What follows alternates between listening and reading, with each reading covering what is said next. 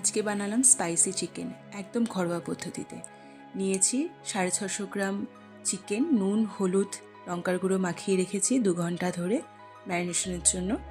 নিয়েছি একটা রসুনের কুচি, পেঁয়াজ কুচনো 500 গ্রামের মতো, আর 2টো টমেটো কুচি, 4টে আলু বড় বড় করে কেটে নিয়েছি। নিয়েছি আদা রসুনের পেস্ট, আর নিয়েছি ধনেপাতা কুচি 1 বাটি মতো। আলুগুলোকে ফগের সাহায্যে একটু ফুটো করে নিলাম ঠিক এইভাবে। এতে মশলার টেস্টটা আলুর একদম ভেতর পর্যন্ত যাবে। তেল গরম হয়ে গেছে, এবার রসুন কুচি দিয়ে দেব। রসুনটা ভাজা হয়ে আসলে পেঁয়াজ কুচি দিয়ে দেব।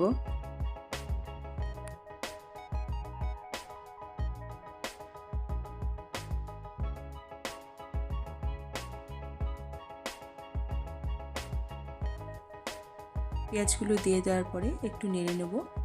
নেড়ে যে চামচ দিয়ে আমরা খাই সেই চামচের হাফ চামচের বেশি, একটু বেশি নুন দিয়ে দেব।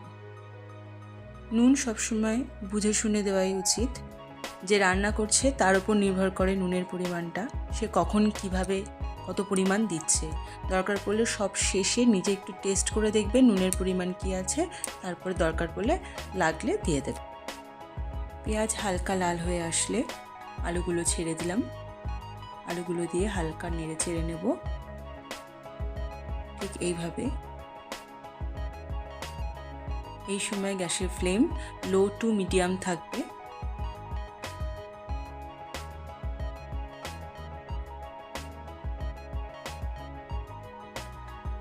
নেড়ে চেড়ে এবার ঢাকা দিয়ে দেবো।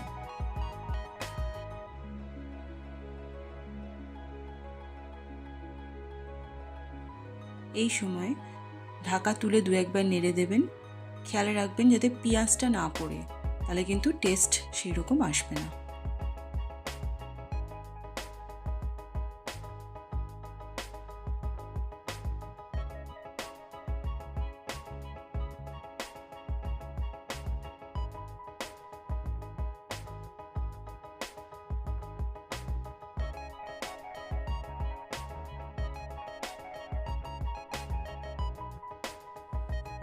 আলু 50% হয়ে আসলে আদা রসুনের পেস্ট দিয়ে দেব।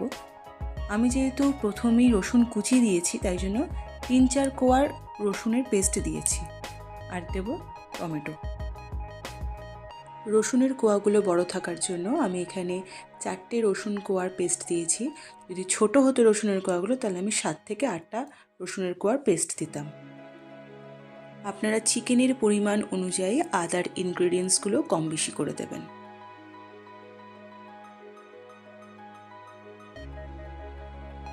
এবার দিয়ে দেবো মাংসগুলো, যেগুলো 2 ঘন্টা ধরে ম্যারিনেশন করে রাখা ছিল।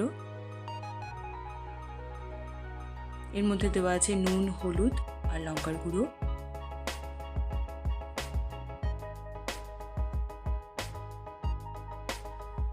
এবার দেবো লঙ্কা বাটা, ইচ্ছে মতো লঙ্কা বাটা দিলাম। যেহেতু এটা স্পাইসি চিকেন করছি তাই একটু বেশি করেই লঙ্কা বাটা দিলাম। আপনারা যে যেমন ঝাল খান সে তেমনভাবেই দেবেন, আমারটা দেখে আবার দিয়ে দেবেন না। এখন আস্তে আস্তে গরম পড়ছে, তাই বাড়িতে যদি টক দই থাকে আপনারা টমেটোর বদলে টক দইও দিতে পারেন। এই সময় দেখে মনে হলো একটু হলুদ লাগবে, তাই একটু হলুদ দিয়ে দিলাম, আর একটু কাশ্মীরি লঙ্কার গুঁড়ো দিয়ে দিলাম 1 চামচ মতো। এবার সমস্ত কিছুকে ভালো করে মিশিয়ে নিতে হবে। মাংস দেওয়ার পরে সঙ্গে সঙ্গে ঢেকে দেবেন না, এই টাইমটা একটু কষালে মাংসর টেস্ট ভালো হয়। 5 মিনিট লো টু মিডিয়াম ফ্লেমে কষানোর পরে 2 মিনিটের জন্য ঢাকা দিয়ে দেবেন। ঢাকা খুলে দেখবেন এরকম ঝোল বেরিয়ে গেছে, কিন্তু আমরা তো কষা করব তাই জন্য আর ঢাকা দেওয়া চলবে না। তাই এই সময় মিডিয়াম টু হাই ফ্লেমে রেখে মাংসকে কষাতে লাগবে। বারে বারে কিন্তু নাড়তে লাগবে, নাহলে কিন্তু নিচে লেগে যাবে। এখানে আমি দেখছি যে আলুটা সেদ্ধ হয়েছে কিনা।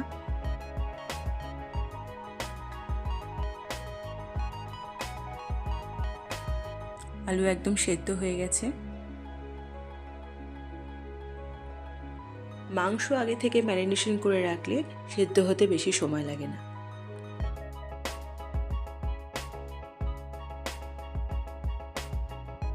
এই সময় কিন্তু বারে বারে নাড়তে লাগবে, তবে হালকা হাতে নাড়বেন, নাহলে কিন্তু আলুগুলো ভেঙে যেতে পারে, মাংস ছেড়ে যেতে পারে।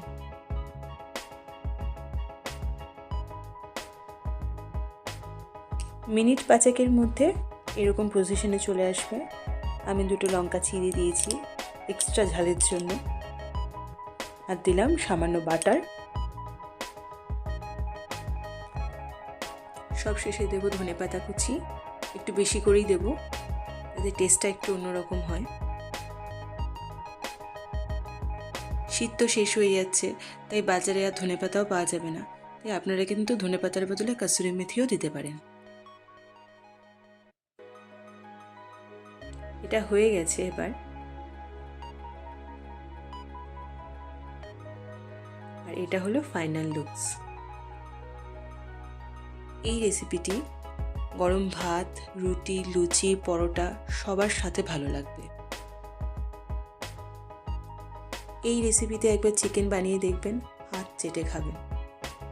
আর আমার চ্যানেলটিকে লাইক, শেয়ার অ্যান্ড সাবস্ক্রাইব করবেন।